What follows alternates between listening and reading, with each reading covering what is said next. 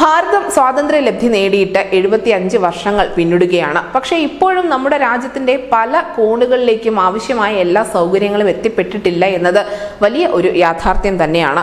ഇപ്പോഴിതാ സ്വാതന്ത്ര്യലബ്ധിക്ക് ശേഷം ജമ്മു കാശ്മീരിലെ വിദൂര മേഖലയിൽ വൈദ്യുതി എത്തിയിരിക്കുന്നു എന്ന ഒരു വാർത്ത പുറത്തു വന്നിരിക്കുന്നു.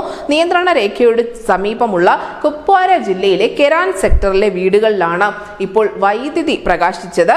പതിറ്റാണ്ടുകൾ നീണ്ട കാത്തിരിപ്പിനാണ് ഇപ്പോൾ വിരാമമായിരിക്കുന്നത്. കുപ്വാരയിലെ Kashmir power distribution corporation limited electric division 2 മാസം എടുത്താണ് ഈ വൈദ്യുതീകരണ പദ്ധതി പൂർത്തിയാക്കിയിരിക്കുന്നത്.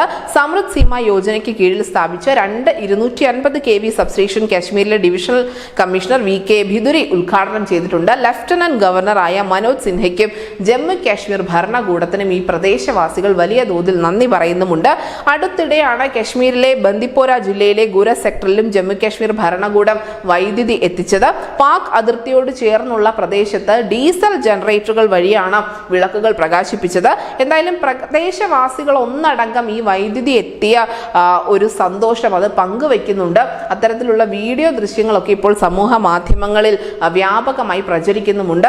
കാരണം നമുക്കിപ്പോൾ പലപ്പോഴും കൗതുകമായി തോന്നിയേക്കാം, ഇത്രയും നാളായിട്ടും ഇവർക്ക് വൈദ്യുതി എത്തിയിട്ടില്ലേ എന്നത്. ആർട്ടിക്കിൾ 370 തണലിൽ നിന്ന കാലത്ത് അവിടെ യാതൊരു വിധത്തിലുള്ള നിർമ്മാണ പ്രവർത്തനങ്ങളോ അല്ലെങ്കിൽ വികസനമോ എത്തിയിരുന്നില്ല. പക്ഷേ ഇപ്പോൾ ആർട്ടിക്കിൾ 370 പിൻവലിച്ചതിന് ശേഷം ജമ്മു കാശ്മീരിൽ അത്ഭുതാവഹമായ പുരോഗതിയാണ് ഉണ്ടായിക്കൊണ്ടിരിക്കുന്നത്. ന്യൂസ് ഡെസ്ക് ന്യൂസിന്റെ മലയാളം.